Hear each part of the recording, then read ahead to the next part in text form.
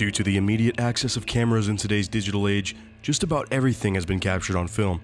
And while that may be magical in many cases and give us a view into the world that generations before us never got to experience, there are also some downsides to this access. Some things that have been caught on camera should have never seen the light of day. In today's grim video, we are going to cover some of the scariest things caught on tape. To start things off, we are going to cover Elisa Lam and her elevator footage. Elisa Lam was a college student from Canada that decided to take a trip to Los Angeles in 2013. She is behind one of the creepiest recordings that I've personally ever seen. Her body was found on top of her hotel's roof in a 1,000-gallon water tank. She had died from an apparent drowning. What's even stranger about her cause of death is the footage that reveals how she was acting in the moments leading up to her unfortunate passing. When she arrived to the city, she checked into the Cecil Hotel, where she was to share a room with another guest. The first thing of note in this story is that she was moved after that guest complained to management of Elisa's odd behavior. It is worth noting that Elisa was diagnosed previously with bipolar disorder and depression, which many people use as a way to describe the footage you're about to see. But one would have a tough time explaining what's fully going on. The following clip is security camera footage from one of the Cecil Hotel's elevators, where Lam is seen entering.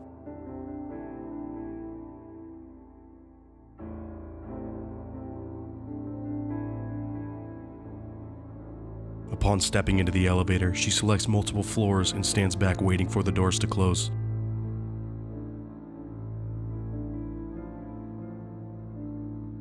When they don't, she peeks out in an almost fearful way, as if looking for someone that might be coming after her.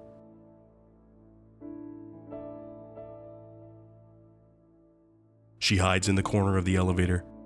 What follows is 3 minutes of Elisa frantically moving in and out of that elevator, pressing many buttons again and looking as if she is paranoid of someone or something.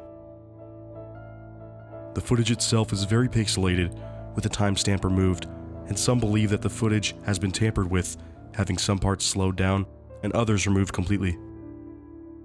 Nevertheless, it is extremely frightening to see Elisa Lam's frantic actions inside this elevator. Right after this footage, she was officially labeled as missing and the search began. Guests in the hotel a couple weeks later started complaining of their low water pressure and that the water tasted unnatural with some discoloration, sometimes even looking black. This led the hotel staff to the roof, where they checked their 4 1,000-gallon tanks that held the water for the hotel. It is here where Elisa's body was found, floating naked with her belongings floating beside her. The strange thing is, the doors and stairs that led up to the roof are locked with number pads that only the employees have the codes to, and that's so that guests don't have access to the roof. Any failed passcode attempts on the roof should have triggered an alarm as well. Even the hatches themselves that got into the water tanks are extremely heavy, and someone of Lam's stature would have a very difficult time opening them. Overall, the cause of death was deemed as an accidental drowning, and unfortunately, due to the time passed since this incident occurred, it is very unlikely we'll ever get the true cause of Elisa Lam's death. The footage is what really brings all the questions. Was it drugs she was on, possibly? Or perhaps a psychotic break as a result of her bipolar disorder? Or even darker, was she being pursued by someone? It is up to you to draw your own conclusions on this one, as there will likely never be a true answer found.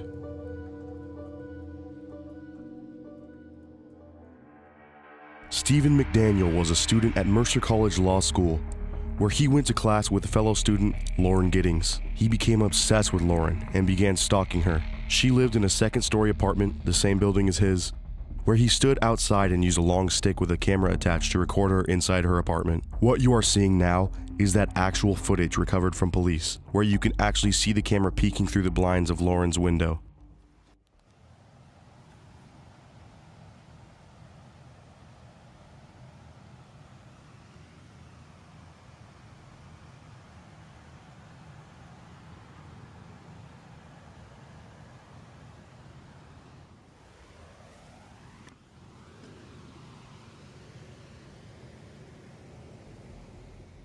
But this stalking proved to not be enough for McDaniel. He tricked his landlord into giving him a master key to all the apartments, and the next morning broke into Lauren's apartment, where he strangled her and dismembered her body with a hacksaw in her own bathtub.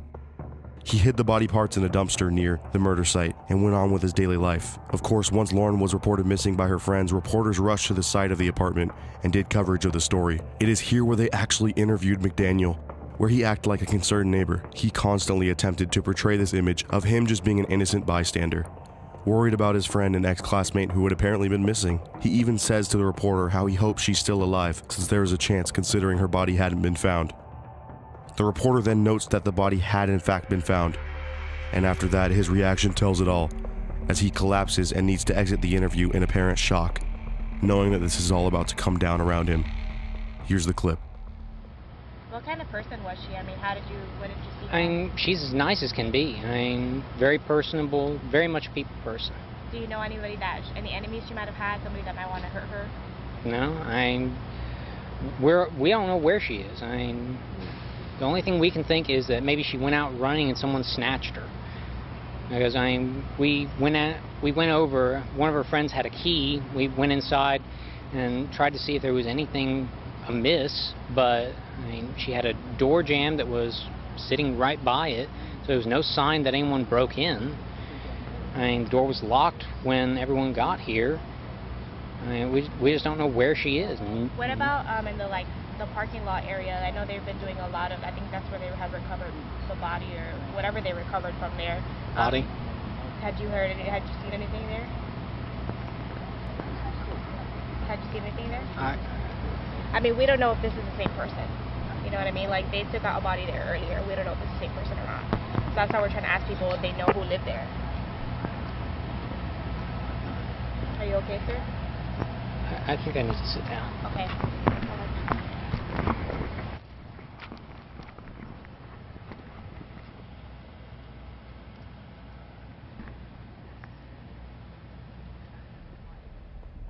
It is worth noting that McDaniel was already considered as a person of interest in this case before that interview took place.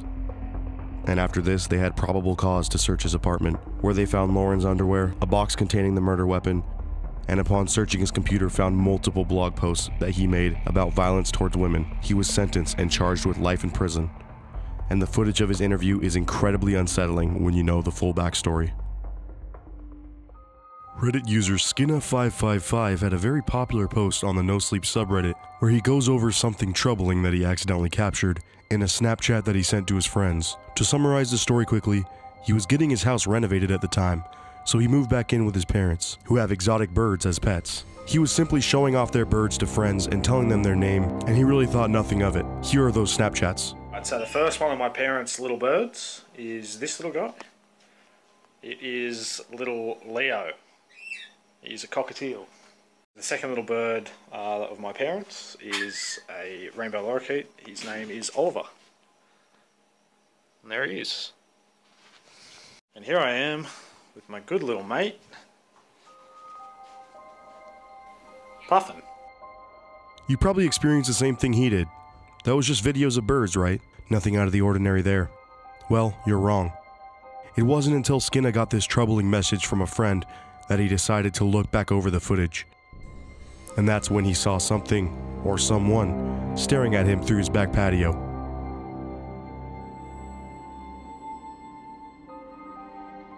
After other Redditors were able to spot it too and brighten up the image, with my good little mate, something definitely creepy was standing outside that night. It wasn't until Skinna's next follow-up post that things started to get extremely scary. He was home alone for the first time in about a week since taking those first Snapchats, and he had heard some very loud banging outside. It is here where he went to investigate inside his house. Here is that footage.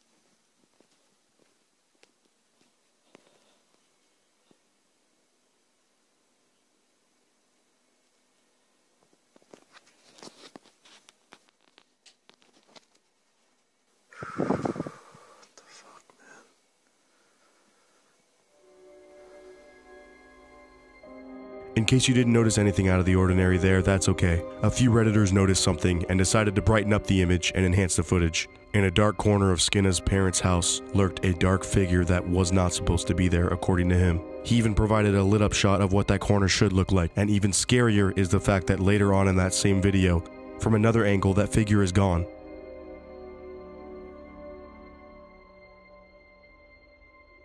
Nothing more ever came up from Skinna on this topic, and many believe it to be just a hoax, as most stories on the No Sleep subreddit are fictitious. Either way, it is truly terrifying to think of something lurking in that darkness. That does it for today's episode of The Scariest Things Caught on Film.